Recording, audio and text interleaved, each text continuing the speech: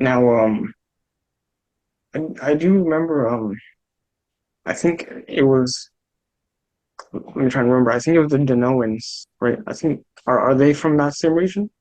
Or, Minoans? I don't know, I think it's Denoans? Denoans? Oh, Danaans? Oh, Danaans, yeah, there you go. Yeah, Danaans. Danaans. So that's an um interesting thing that we interesting case that we have is that in Homer in the Iliad Yeah. for the Greeks that took part in the Trojan War, he doesn't use the word Greeks, he doesn't use the word Hellenes, although he Oh, does use it like once or twice, but he chiefly uses three terms to describe Greeks. Those are the okay, Achaeans, the Danaans, and the Argives. So those three okay, are synonymous. He uses it depending on whether or not the specific word fits in his style of poetry.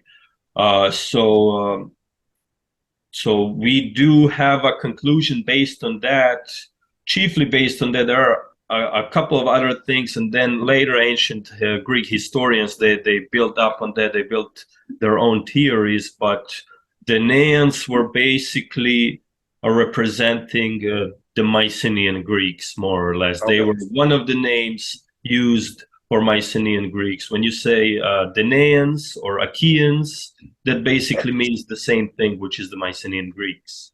Okay, okay. Yeah, I just wanted to make sure because I remember in one of your videos, you touched upon like how they actually had like a delegation with one of the ancient Yeah. pharaoh, like Tutmos the third.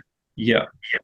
Yeah, So actually, Thutmose the third, he was obviously a great pharaoh, great conqueror in yeah, uh, in Egypt, and he was waging wars against the Mitanni kingdom yeah, in the Middle East, which is situated basically somewhere between Upper Mesopotamian region yeah, slash Eastern Anatolia, yeah, and they were the chief power at the time during the Bronze Age when Thutmose waged an attack on them. Actually, he waged an attack on the Mitanni allied kingdoms in the Canaan first, and then went upwards. And when he emerged victorious and he took some of those territories, put them under the Egyptian sway, he did record a delegation from the land of Tanayu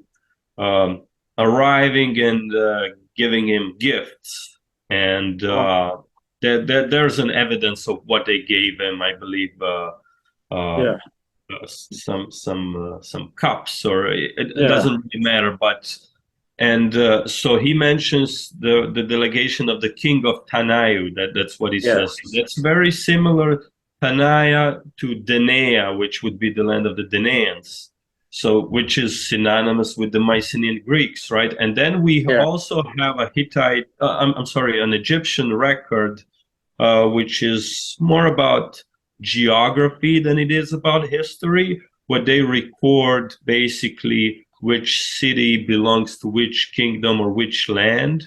Um, and they do mention the land of Tanayu, and they mentioned Mycenae as one of the chief cities in that land.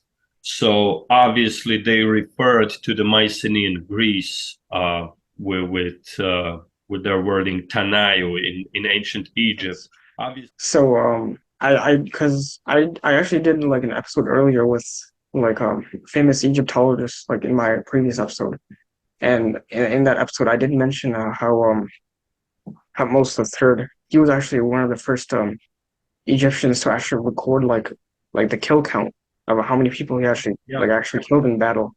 So I guess it doesn't really surprise me that he would actually record his interaction with like other people, like you said, with the Mycenaean Greeks, obviously using like a different term, but that's actually kind of interesting.